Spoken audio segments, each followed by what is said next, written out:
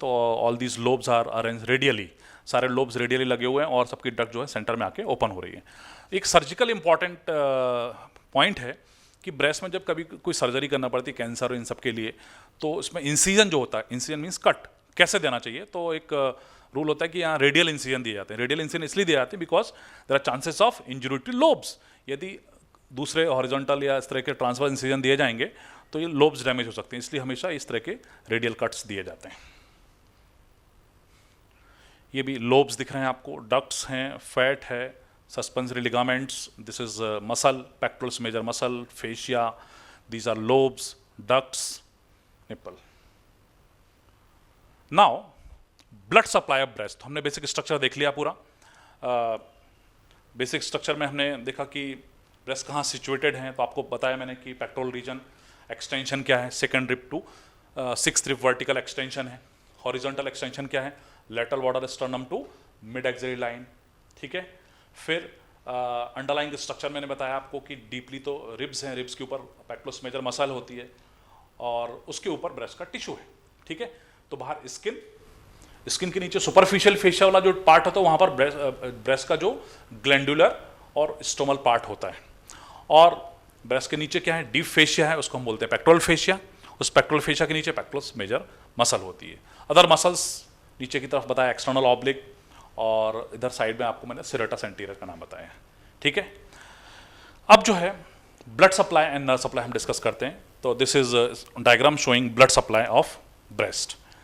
तो जो इस एरिया में जो मेन जो ब्लड वेसल होती है वो होती है axillary artery. This main artery is axillary artery, ठीक है। और axillary artery is the main artery supplying breast.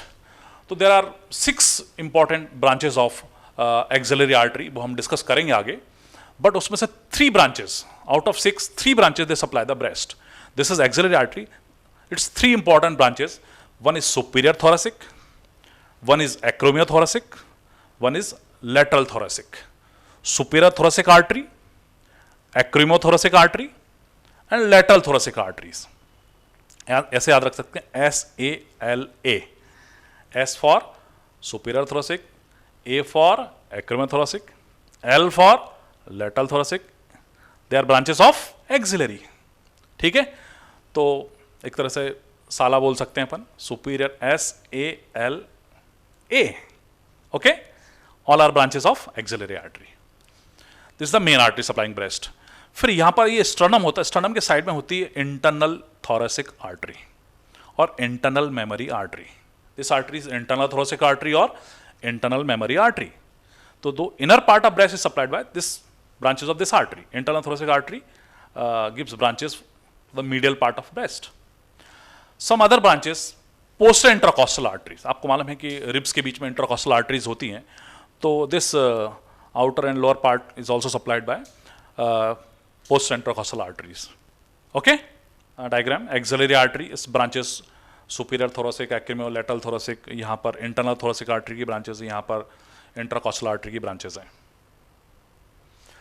Now venous drainage, the veins follows the artery. जैसे हमने पढ़ा कि जो आर्टरी होती है एक्सिलरी आर्टरी होती है,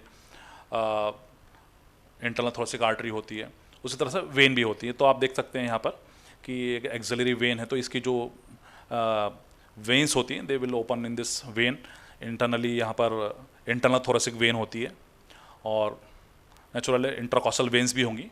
तो एक जनरल मैंने पॉइंट बोला कि वेन्स फॉलोज द आर्टरीज, तो जो आर्टरीज होती हैं उसी तरह की वेन भी हैं। जैसे एक्सिलरी आर्टरी थी तो यहाँ पर एक्सिलरी वेन है, वहाँ पर इंटरनल थोरेसिक आर्टरी थी तो इंटरनल थोरेसिक वेन हो गई यहाँ पर, और इंट्राकॉस्टल वेन्स होगी।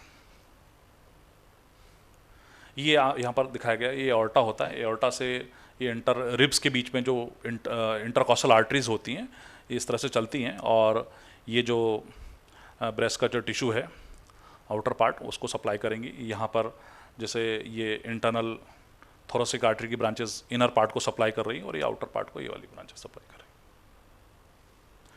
Now lymphatic drainage of breast, this is very very important topic. इस पर अलग से क्वेश्चन भी पूछा जाता है कि जो ब्रेस्ट का लिम्फ होता है वो कैसे किस तरह से ड्रेन होता है। तो लिम्फेटिक ड्रेनेज को समझने के लिए हमको पढ़ना पड़ेगा कि होता क्या है इसमें। तो आपको मालूम होगा कि there are lymph nodes and lymph vessels. हमारी बॉडी के बहुत सारे अलग अलग ऑर्गन्स में लिम्फ नोड्स भी होते हैं और लिम्फ वेसल्स होती हैं, ठीक है, अलग अलग पार्ट्स में। तो जो ब्रेस्ट का लिम्फ नोड वाला जो पार्ट है उसमें there are 3 important groups. One is called axillary group of lymph nodes. ये जो एक्सिला वाला पार्ट होता है, यहां पर जो लिम्फ नोड का जो ग्रुप दिख रहा है आपको, इस पर फोकस, उसको बोलते हैं अपन axillary group of lymph nodes, ठीक है। इसमें ग्रुप बोला मैंने, ग्रुप मतलब इसमें अलग अलग area wise lymph node arranged हैं। कुछ होते हैं एंटीरियर, कुछ होते हैं पोस्टीरियर, कुछ होते हैं सेंट्रल, कुछ होते हैं लेटरल, और ये ऊपर अपाइकल। ये सब एक्सिलरी लिम्फ नोड्स ग्रुप में आते हैं। तो anterior, posterior, central, lateral, apical, these are axillary group of lymph nodes, okay। तो ब्रेस्ट का जो मेजर जो लिम्फ होता है वो एक्सिलरी लिम्फ नोड में ड्रेन होता है। 75% के आसपास जो लिम्फ होता है वो एक्सिलरी ग्रुप के अंदर आता है, ठीक है। तो याद रख सकते हैं APCL, A for anterior, P for posterior, C for central, L for lateral, APCL। और ये एंटीरियर पोस्टर वाला पार्ट होता है, यहाँ से सेंट्रल लेटरल में ड्रेन होता है, और फिर ये अपाइकल में ड्रेन होता है, ऊपर की तरफ अपाइकल लिम्फ नोड्स होते हैं। फिर ये क्लेविकल जो होती है इसके ऊपर सुप्रा क्लेविकल लिम्फ नोड्स होते हैं। तो ये पूरा एक इनका ड्रेनेज सिस्टम होता है, anterior posterior, then central lateral, then apical, then supraclavicular. तो 75% जो लिम्फ होता है वो एक्सिलरी लिम्फ नोड्स में ड्रेन होता है। 20% जो लिम्फ होता है वो यहाँ पर होते हैं internal thoracic lymph nodes, internal memory lymph nodes. ये हर 15 to 20% पार्ट यहाँ पर ड्रेन होता है, ठीक है। और करीब करीब 5% पार्ट जो लिम्फ का होता है वो इंटरकॉस्टल लिम्फ नोड्स होते हैं यहाँ पर, तो वहाँ पर भी ड्रेन होता है। तो 75% in the axillary lymph nodes, 15 to 20% part in the internal thoracic lymph nodes, and 5% जो होता है वो इंटरकॉस्टल लिम्फ नोड्स में ड्रेन होता है, ठीक है। बाकी लिम्फ नोड का पूरी बॉडी में एक चैनल होता है, लिम्फ वेसल से कनेक्टेड होते हैं। तो आपने सुना होगा कैंसर होता है कहीं भी किसी ऑर्गन में, तो एक ऑर्गन से दूसरे ऑर्गन में कैंसर जो फैलता है ना, उसके फैलने के तरीके में एक लिम्फेटिक स्प्रेड होता है, लिम्फ से फैलना।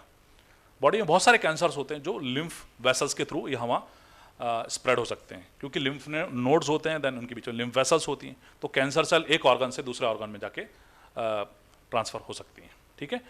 तो दिस इज लिम्फेटिक ड्रेनेज। तो आपको एग्जाम में ड्रॉ भी करना पड़ता है।